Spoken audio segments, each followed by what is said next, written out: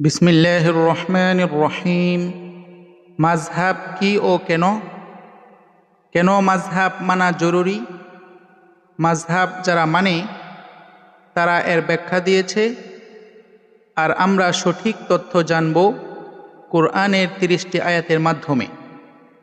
সালামুন আলাইকুম রব্বি আউযু বিকা মিন হামাযাতিশ শায়াতিন وأعوذ بك رب أن يحضرون بسم الله الرحمن الرحيم رب اشرح لي صدري ويسر لي أمري واحلل عقدة من لساني يفقه قولي رب زدني علما سبحانك لا علم لنا إلا ما علمتنا إنك أنت العليم الحكيم।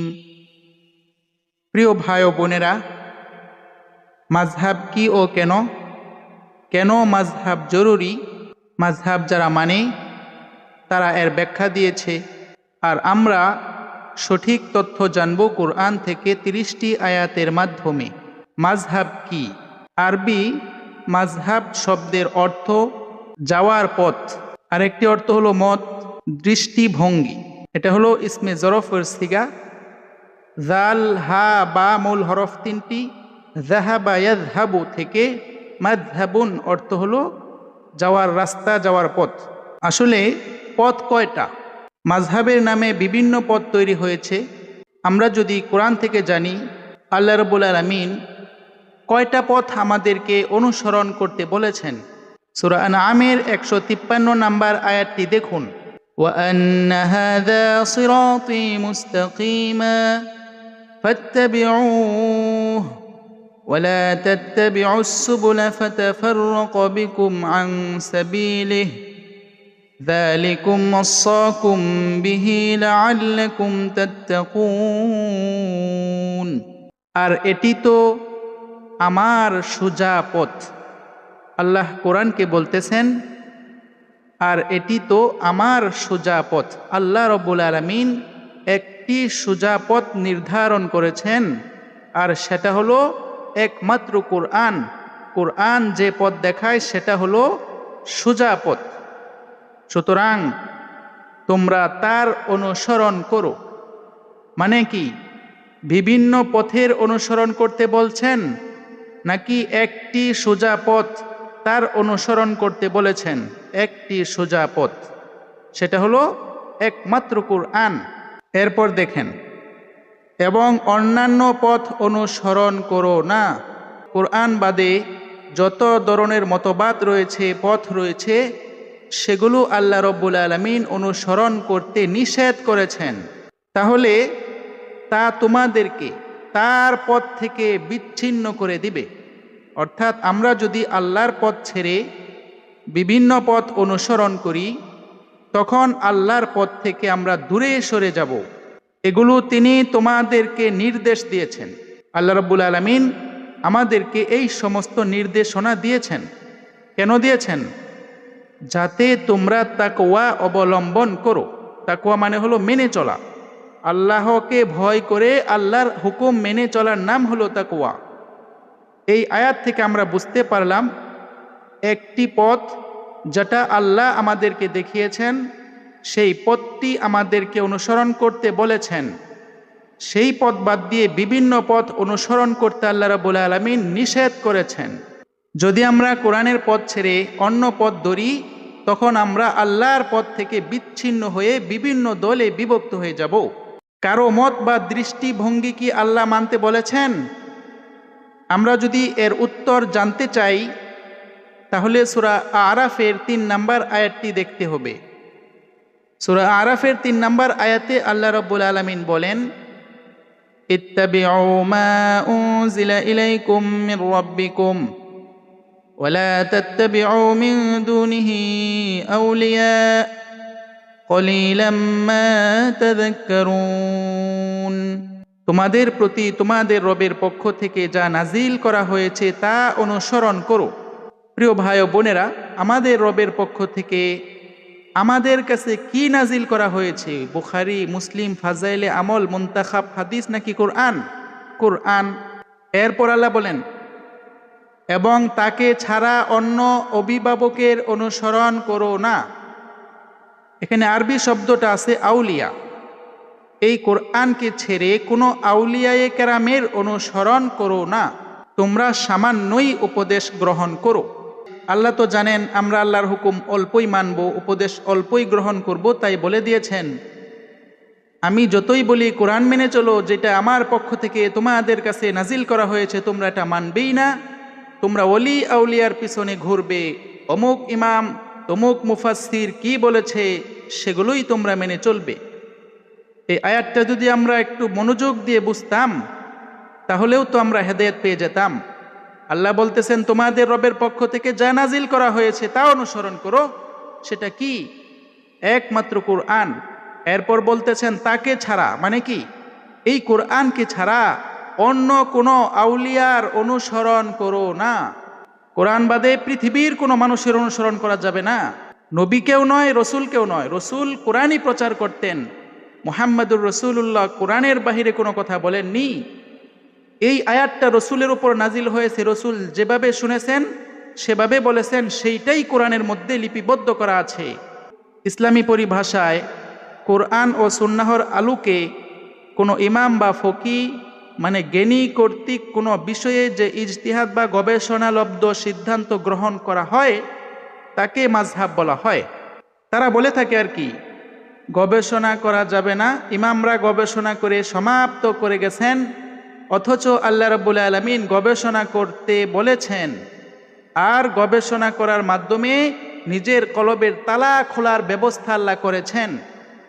কিন্তু মানুষ বলে গবেষণা করা যাবে না, ইমামরা যেভাবে যা বলেছেন সেটাই মান্য করতে হবে। কিন্তু আল্লাহ বলেন সূরা মুহাম্মাদের 24 নম্বর আয়াত, আফালা ইয়াতাদাব্বারুনাল কুরআন আম আলা কুলুবিন আকফালুহা, তবে কি তারা কোরআন নিয়ে গভীর চিন্তা ভাবনা করে না, নাকি তাদের অন্তর সমূহে তালা রয়েছে? লক্ষ্য করেন, যারা কোরআন বুঝেই না, প্রতি হরফে 10 নেকি পাওয়ার আশায় কোরআন খতম করে, তারা কি কোরআনের অর্থ বুঝেছে? বুঝে নাই। না বুঝলে কি কখনো চিন্তা ভাবনা করতে পারবে? পারবে না। আর চিন্তা ভাবনা না করলে তাদের অন্তর সমূহ তালাবদ্ধ রয়েছে, অন্তরের ভিতরে কোরআনের কোনো জ্ঞান নেই, অন্তরের ভিতরে মূর্খতা রয়েছে। এই অন্তরের তালা খুলবেন কিভাবে?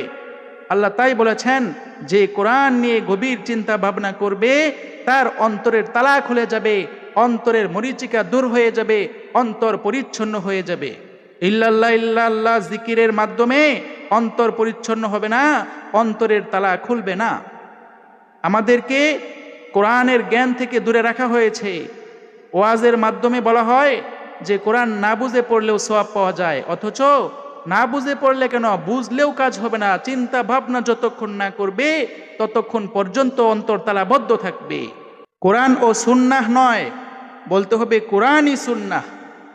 সুন্নাত কোরআনের বাইরের কোনো বিধান নয়। কোরআনে নবীর সুন্নত বলা হয় নাই, কোরআনে বলা হয়েছে আল্লাহর সুন্নত, সুন্নাতুল্লাহ। সুন্নাতুল্লাহ আল্লাহর সুন্নত। সূরা আহজাবের 38 নম্বর আয়াতটি দেখুন, মা কানা আলান নবী মিন হারাজিন ফিমা ফারাদাল্লাহু লাহু সুন্নাতুল্লাহ ফিল্লাযীনা খালাউ মিন ক্বাবল ওয়া কানা আমরুল্লাহি কদারাম মাকদুরা। নবীর কোনো পাপ হবে না, আল্লাহ তার জন্য যা নির্ধারণ করেছেন তা করলে।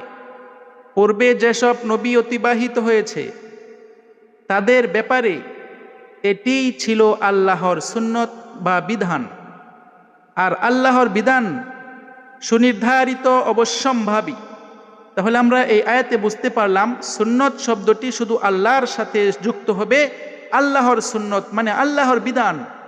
নবীর নিজস্ব কোনো বিধান নেই, নবী আল্লাহর বিধান মেনে চলতেন। তাই সুন্নাতুর রসুল শব্দটি কোরআনে নেই, আছে সুন্নাতুল্লাহ, আল্লাহর সুন্নত অর্থাৎ আল্লাহর বিধান। কেন মাযহাব জরুরি? এর জবাবে তারা বলে, সাহাবীগণের যুগে অধিকাংশ মানুষ আরবি ভাষায় বিশেষজ্ঞ ছিলেন, এবং সরাসরি রসুলের সান্নিধ্য পেয়েছিলেন।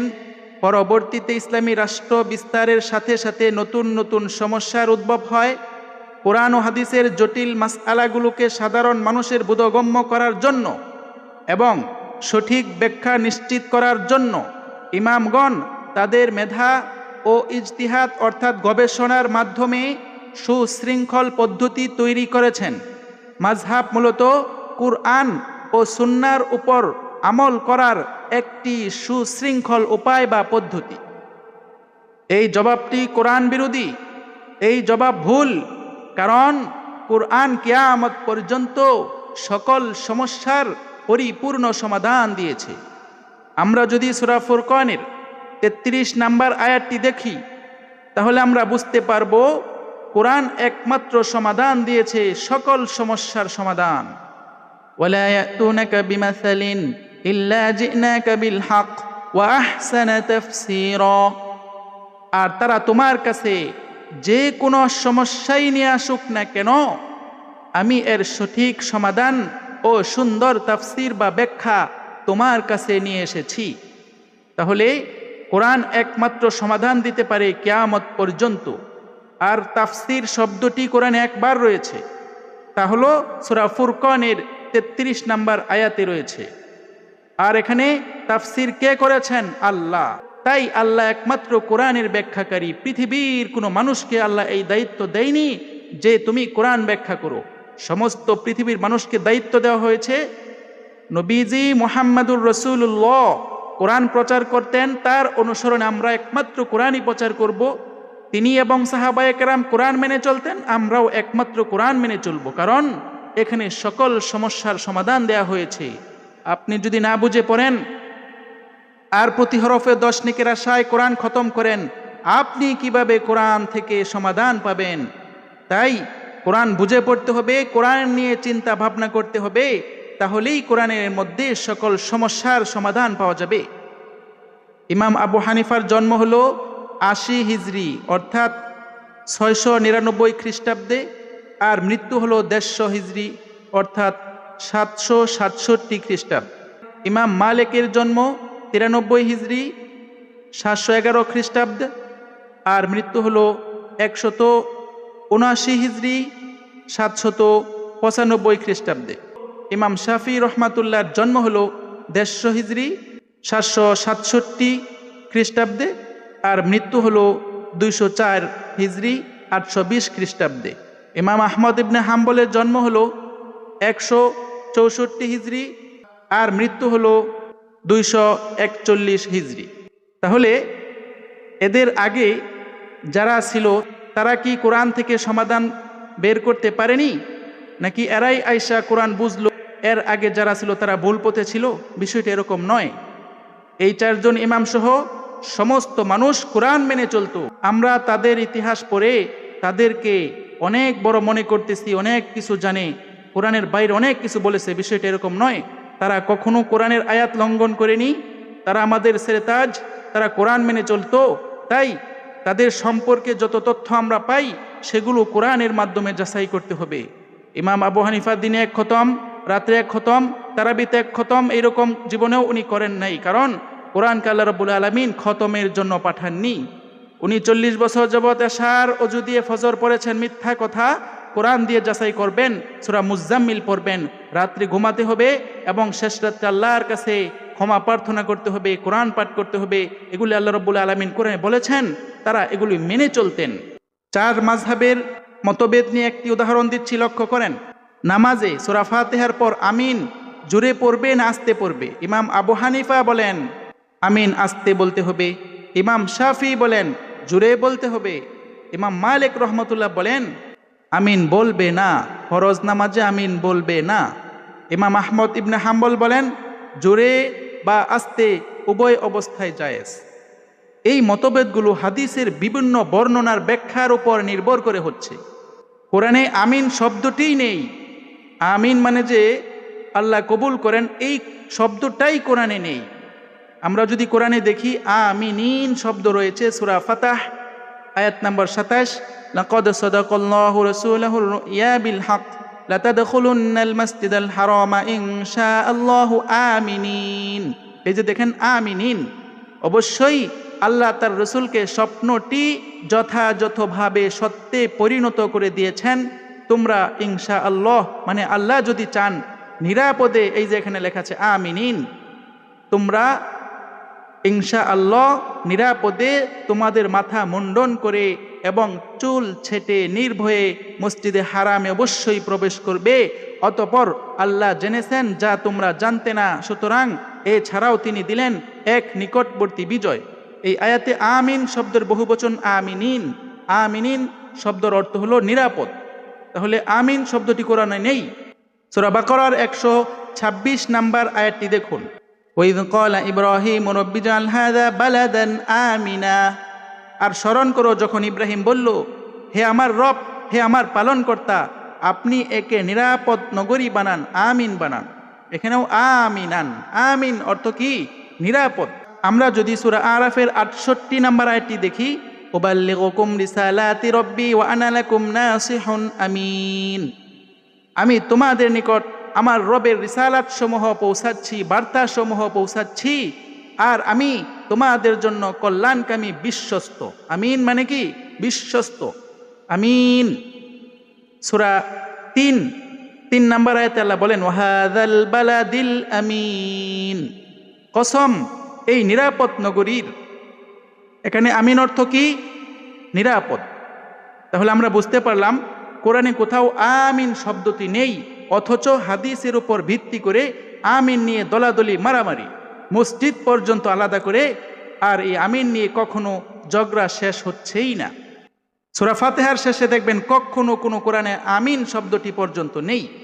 কোরআনকে আঁকড়ে থাকার নির্দেশ দিয়েছেন আল্লাহ রাব্বুল আলামিন সূরা আল ইমরানের 103 নম্বর আয়াত, ওয়াতাসিমু বিহাবলিল্লাহি জামিআন ওয়া লা তাফাররাকু।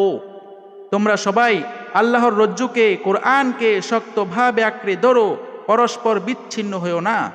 আল্লাহ বলেননি বুখারী ধরো, হাদিসের কিতাব ধরো, মাযহাবের কিতাব ধরো, আল্লাহ বলেননি। আল্লাহ বলেছেন একমাত্র আল্লাহর একটি রশি রয়েছে, সেটার নাম হলো কোরআন, এটাকে ধরো, আর ধরলে কি হবে? তোমরা বিচ্ছিন্ন হবে না, দলাদলি হবে না। মতভেদ করতে আল্লাহ রাব্বুল আলামিন নিষেধ করেছেন। সূরা আল ইমরানের 105 নম্বর আয়াতটি দেখুন, ওয়ালা তাকুনু কাল্লাযীনা তাফাররাকু ওয়াখতালাফু মিন বা'দি মা জাআহুমুল বায়িনাত।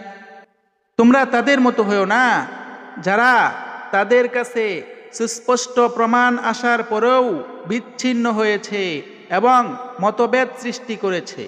আমাদেরকে আল্লাহ বলেছেন প্রমাণ আসার পরে যারা বিচ্ছিন্ন হয় আমরা যেন তাদের মতো না হই। প্রমাণ কি? আল্লাহ রাব্বুল আলামিন কোরআনকে একমাত্র প্রমাণ বলেছেন, ফুরকান বলেছেন, বুরহান বলেছেন, নূর বলেছেন, দলিল বলেছেন। তাহলে এই কোরআনের মতো প্রমাণ আসার পরেও যারা বিভিন্ন দলে বিভক্ত হচ্ছে, আমাদেরকে আল্লাহ নিষেধ করেছেন আমরা যেন তাদের মতো না হই, আমরা যেন দলাদলি না করি, বিভিন্ন মাযহাবে, বিভিন্ন ফেরকায় যেন আমরা সম্পৃক্ত না হই। কোরআনে একমাত্র পথ, বিভিন্ন পথে ও দলে কখনো যাবেন না। সূরা আল আনআমের 155 নম্বর আয়াতটি দেখুন, ওয়াহাযা কিতাবুন আনজালনাহু মুবারাকুন ফাত্তাবিউহু ওয়াত্তাকু লাআল্লাকুম তুরহামুন। আর এটি এক বরকতময় কিতাব। লক্ষ্য করেন কোরআনকে বলতেছেন একটি, নির্দিষ্ট করতেছেন বরকতময় কিতাব, অর্থাৎ যার মধ্যে বরকত রয়েছে, কল্যাণ রয়েছে, একমাত্র কোরআন। এছাড়া পৃথিবীর কোনো কিতাবকে আল্লাহ রাব্বুল আলামিন বরকতময় বললেন না। এরপর আল্লাহ বলেন যা আমি নাজিল করেছি। আল্লাহ কয়টি কিতাব নাজিল করেছেন? একটি। কোরআনের আগে তো আছে, সেগুলো নয়, আমাদেরকে মানতে হবে যে একটি, সেটা বলা হচ্ছে। সুতরাং তোমরা এর অনুসরণ করো, ইত্তেবা করো। কার ইত্তেবা করো? এই কোরআনের অনুসরণ করো, কোরআনের ইত্তেবা করো, তাহলে আল্লাহকে মানা যাবে, রসুলকেও মানা হবে। এরপর দেখেন, এবং তাকওয়া অবলম্বন করো। তাকওয়া মানে হলো আল্লাহর অসন্তুষ্টি থেকে বেঁচে থাকো। আল্লাহ কি কাজ করলে খুশি হন, কি কাজ করলে অসন্তুষ্ট হন, তা কোরআনেই আল্লাহ রাব্বুল আলামিন দিয়ে রেখেছেন। তাই কোরআন যদি বুঝে পড়েন তখন আল্লাহর বিধান মানতে পারবেন আর মুত্তাকি হতে পারবেন, তাকওয়া অবলম্বন করতে পারবেন। লাভ কি হবে? যাতে তোমরা রহমত প্রাপ্ত হও। তাহলে কোরআন মানলেই একমাত্র রহমত পাওয়ার ব্যবস্থা রয়েছে। কোরআন মানলেই আল্লাহর সন্তুষ্টির পথে চলা যাবে। এই কোরআনকেই আল্লাহ রাব্বুল আলামিন মানতে বলেছেন। সূরা ইউসুফের 111 নম্বর আয়াতটি দেখুন, মা কানা হাদিসান ইফতারা ওয়ালাকিন তাসদীকাল্লাযী বাইনা ইয়াদাইহি ওয়া তাফসীলা কুল্লি শাই। এটি কোরআন কোনো মন গড়া কথা নয়, বরং এর আগের কিতাব সমূহের সত্যায়নকারী এবং প্রতিটি বিষয়ের বিশদ বিবরণ। এই কোরআনটা পৃথিবীর কোনো মানুষ বানায়নি, মন গড়া নয়। কিন্তু কোরআনের বাহিরে যত কিতাব সব মানুষ বানিয়েছে। এই জন্য আল্লাহ ক্লিয়ার করছেন, এই কোরআনটি মন গড়া নয়, এর বাহিরে সব মন গড়া। এই কিতাব আগের কিতাব সমূহকে সত্যায়ন করে প্রতিটি বিষয়ের বিশদ বিবরণেতে রয়েছে। যারা বলে কোরআনে বিশদ ব্যাখ্যা নাই, তারা মিথ্যা কথা বলে। আল্লাহ বলেছেন সব রয়েছে, তারা বলে নাই, হাতাই হুতাই কিছু পাওয়া যায় না।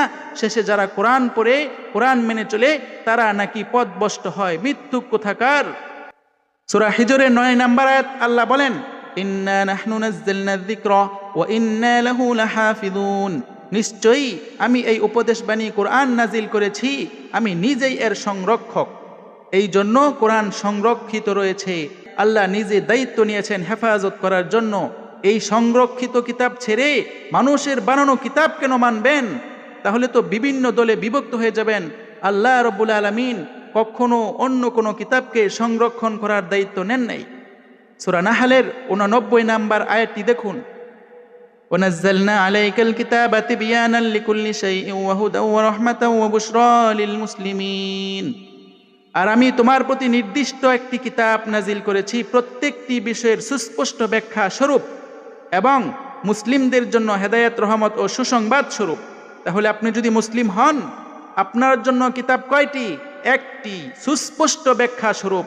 আল্লাহ বলেছেন, আমি বলিনি।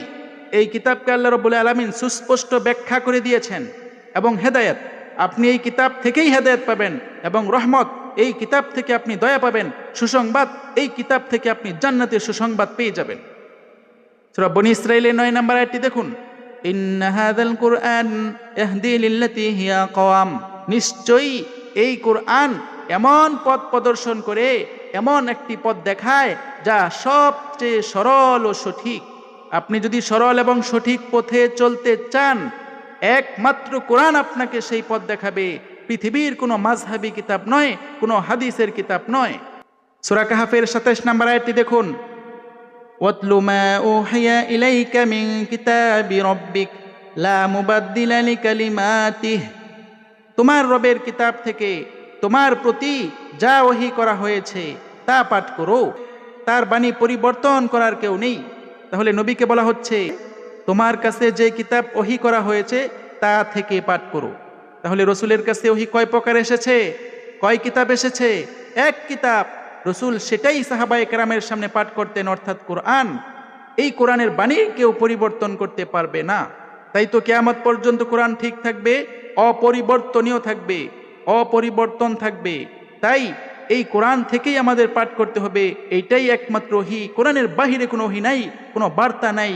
আল্লাহর একমাত্র বার্তা হলো কোরআন। সূরা আম্বিয়ার 10 নম্বর আয়াতটি দেখুন, লাকাদ আনজালনা ইলাইকুম কিতাবান ফীহি যিকরুকুম আফালা তাআকিলুন। অবশ্যই আমি তোমাদের প্রতি এমন এক কিতাব নাজিল করেছি যাতে তোমাদের জন্য উপদেশ রয়েছে। তোমরা কি আকল খাটাবে না? তোমরা কি বুঝবে না? লক্ষ্য করেন প্রিয় ভাই ও বোনেরা, আমাদের প্রতি আল্লাহ একটি কিতাব নাজিল করেছেন। কেন? যাতে আমরা এই কিতাব থেকে উপদেশ নেই। শেষে বললেন, তোমরা কি বুঝবে না? প্রশ্ন করলেন। এখন যদি আমরা সওয়াব কামাইয়ের জন্য প্রতি হরফে দেশ নাকি আর কোরআন না বুঝে পড়ি, কিয়ামত হলেও তো এই কোরআন আমরা বুঝবো না, আর উপদেশ কিভাবে নেব? কোরআন তো উপদেশের জন্যই পাঠানো হয়েছে, আল্লাহর আদেশ নিষেধ মানার জন্যই পাঠানো হয়েছে। আপনি যদি নামাজ পড়েন না বুঝে, কিয়ামত পর্যন্ত আপনাকে হায়াত দেওয়া হয় শয়তানের মতো। কখনো তো আপনি কোরআনের আইন বাস্তবায়ন করতে পারবেন না, যাকে আল্লাহ রাব্বুল আলামিন আকিমুস সালাত বলেছেন, সালাত বাস্তবায়ন করতে বলেছেন, আল্লাহর বিধান বাস্তবায়ন করতে বলেছেন। সূরা ফুরকানের 30 নম্বর আয়াতটি দেখুন, ওয়াকালার রাসূলু ইয়া রাব্বি ইন্না কওমি ইত্তাখাযু হাযাল কুরআনা মাহজুরা। আর রাসূল বলবে, হে আমার রব, হে আমার পালনকর্তা, নিশ্চয়ই আমার কওম এই কোরআনকে পরিত্যক্ত হিসেবে গ্রহণ করেছে। রাসূল আল্লাহর কাছে নালিশ দিবেন, কোরআনকে যারা পরিত্যাগ করেছে তাদের বিরুদ্ধে মামলা করবেন। কিন্তু কোনো মাযহাবের কিতাব, কোনো হাদিসের কিতাব কেউ ছেড়ে দিলে রসুল তার বিরুদ্ধে আল্লাহর কাছে কখনো মামলা দায়ের করবেন না। সূরা আনকাবুতের 51 নম্বর আয়াতটি দেখুন, আওয়ালাম ইয়াকফিহিম আন্না আনজালনা আলাইকাল কিতাব ইউতলা আলাইহিম। তাদের জন্য কি এটা যথেষ্ট নয় যে আমি তোমার প্রতি একটি কিতাব নাজিল করেছি যা তাদের সামনে পাঠ করা হয়? আল্লাহ প্রশ্ন করলেন, যেই একটি কিতাব মুহাম্মদুর রাসূলুল্লাহকে দেওয়া হয়েছে সেটা কি আমাদের জন্য যথেষ্ট নয়? আপনার উত্তর কি? না, যথেষ্ট নয়।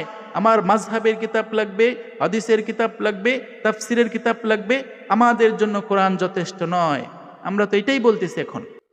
সূরা জাসিয়ার 6 নম্বর আয়াতটি দেখুন, তিলকা আয়াতুল্লাহি নাতলুহা আলাইকা বিল হক ফাবিআইয়ি হাদিসিম বা'দাল্লাহি ওয়া আয়াতিহি ইউমিনুন। এগুলো আল্লাহর আয়াত যা আমি তোমাকে সত্য সহকারে পড়ে শোনাচ্ছি। সুতরাং আল্লাহ ও তার আয়াতের পর তারা আর কোন হাদিসে ঈমান আনবে? এখানে হাদিস শব্দটি এসেছে। কোরআনের পর পৃথিবীর কোনো হাদিসকে আল্লাহ রাব্বুল আলামিন মানতে তো বলেনই নাই, বিশ্বাস পর্যন্ত করতে বলেন নাই। তাই একমাত্র বিশ্বাসের শেষ কিতাবের নাম হলো কোরআন। কোরআনের পর অন্য কোনো কিতাবকে মানতেই পারি না, বিশ্বাস তো দূরের কথা। সূরা মুহাম্মদ আয়াত নাম্বার 2 লক্ষ্য করেন, ওয়াল্লাযীনা আমানু ওয়া আমিলুস সালিহাত ওয়া আমানু বিমা নুজ্জিলা আলা মুহাম্মাদিন ওয়া হুয়াল হাক্কু মির রাব্বিহিম। আর যারা ঈমান এনেছে, বিশ্বাস করেছে, 2 নাম্বার সৎ কাজ করেছে, 3 নাম্বার এবং মুহাম্মাদের উপর যা নাজিল করা হয়েছে তা বিশ্বাস করেছে। তাহলে আল্লাহ রাব্বুল আলামিন আমাদেরকে বলেছেন বিশ্বাস এবং সৎ কাজ, আর মুহাম্মাদুর রাসূলুল্লাহর উপর যা নাজিল করা হয়েছে আর তা তাদের রবের পক্ষ থেকে সত্য, তার প্রতি বিশ্বাস করতে বলেছে। মুহাম্মাদুর রাসূলুল্লাহর উপরে কি কোনো বুখারী মুসলিম নাজিল হয়েছে নাকি?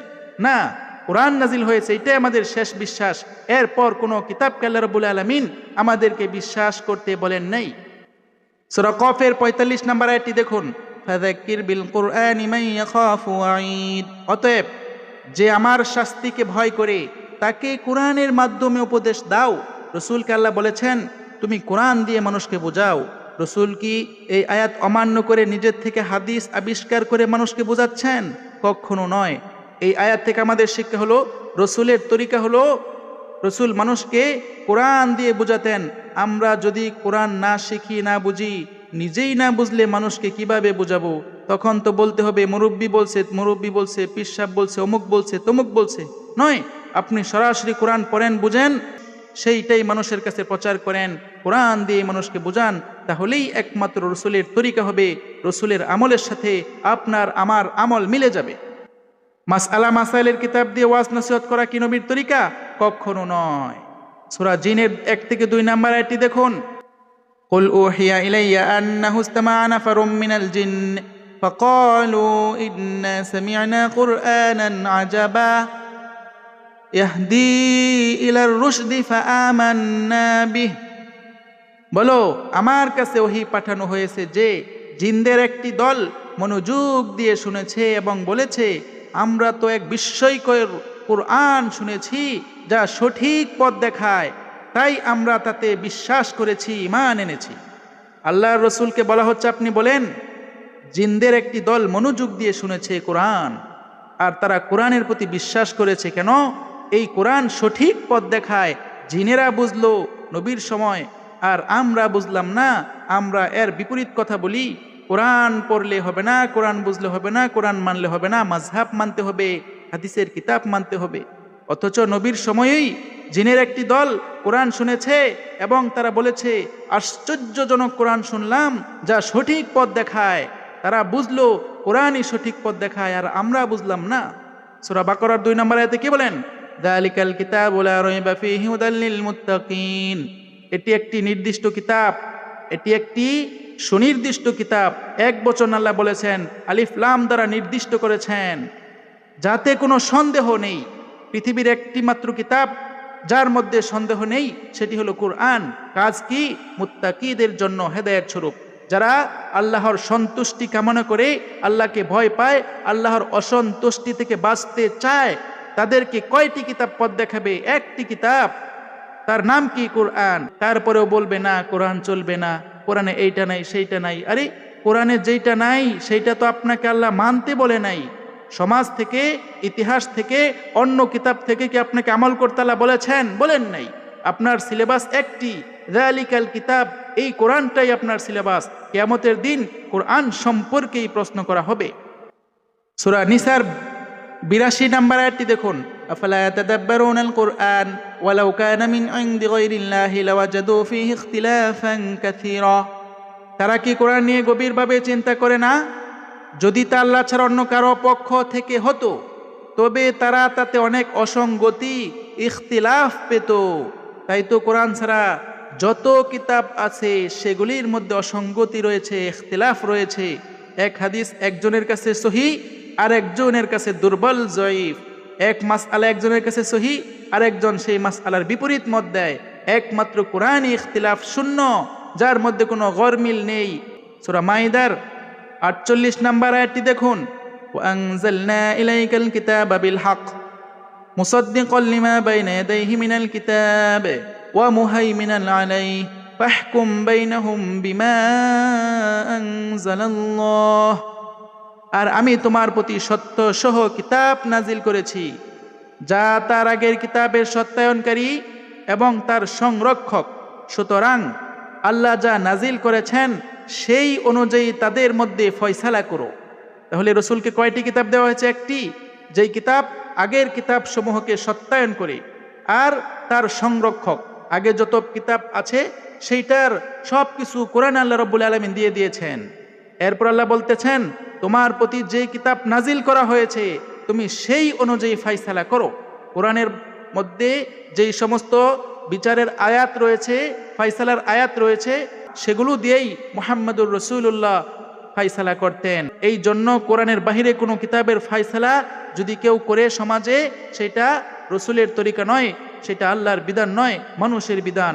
জিনা করলে পাথর মেরে হত্যার বিধান আল্লাহ দেয়নি, এগুলি মানুষ বানিয়েছে। মুরতাদ হলে তাকে হত্যা করতে হবে, এই বিধান আল্লাহ দেয়নি, মানুষ বানিয়েছে। ইসলাম মানা অথবা না মানা, ইসলাম গ্রহণ করা বা ছেড়ে দেওয়া, সকলের স্বাধীনতা রয়েছে। মনে চাইলে আল্লাহকে মানুক, মনে চাইলে না মানুক, আল্লাহ বুঝবেন। আমাদেরকে আল্লাহ রাব্বুল আলামিন জোর জবরদস্তি করার জন্য পাঠাননি, কোন নবী রাসূলকে জোর জবরদস্তি করার জন্য পাঠাননি। সূরা জাসিয়ার 20 নম্বর আয়াতটি দেখুন, হাযা বাসাইরু লিন-নাসি ওয়া হুদা ওয়া রাহমাতুল লিকাওমি ইউমিনুন। এটি অর্থাৎ কোরআন মানুষের জন্য সুস্পষ্ট প্রমাণ ও দৃঢ় বিশ্বাসী সম্প্রদায়ের জন্য হেদায়েত ও রহমত। তাহলে এই কোরআনকে আল্লাহ রাব্বুল আলামিন সুস্পষ্ট প্রমাণ বলেছেন, দলিল বলেছেন। দলিল 4টা নয়, কোরআন হাদিস এজমা কিয়াস নয়, দলিল হলো কোরআন, একমাত্র কোরআন। আপনার বাড়ির দলিল কি 4টা নাকি? না, একটা, একটাই দলিল। আল্লাহর পক্ষ থেকে দলিল এসেছে একটা, এর বাইরে কোনো দলিল নাই। এরপর আল্লাহ বলতেছেন দৃঢ় বিশ্বাসী সম্প্রদায়ের জন্য হেদায়েত। তাহলে এই কোরআনটাই যারা বিশ্বাসী রয়েছে তাদেরকে হেদায়েত করে, গাইড করে, পথ দেখায়, সঠিক পথের দিশা দেয়। ও রহমত, আল্লাহর পক্ষ থেকে রহমত পাওয়ার মাধ্যম হলো কোরআন। তাই আসুন প্রিয় ভাই ও বোনেরা, মতভেদ ভুলে গিয়ে আল্লাহর রজ্জু কোরআনকে শক্ত করে ধরে ঐক্যবদ্ধ হই। 3 নম্বর সূরার 103, কোরআনকে আঁকড়ে ধরে বিচ্ছিন্নতা থেকে বাঁচতে হবে। 3 নম্বর সূরার 105 নম্বর আয়াত, যারা দলাদলি করে বিভিন্ন দলে বিভক্ত তাদের থেকে সম্পর্ক ছিন্ন করতে হবে। আল্লাহ রাব্বুল আলামিন আমাদের সবাইকে কোরআন অনুযায়ী চলার তৌফিক দান করুন, দলাদলি থেকে বেঁচে থাকার তৌফিক দান করুন। রব্বানা ওয়া তাকাব্বাল দুআ, সামি'না ওয়া আতা'না, গুফরানাকা রব্বানা ওয়া ইলাইকাল মাসির। ربنا لا تؤاخذنا إن نسينا أو أخطأنا صدق الله ورسوله سبحان ربك رب العزة عما يصفون وسلام على المرسلين والحمد لله رب العالمين.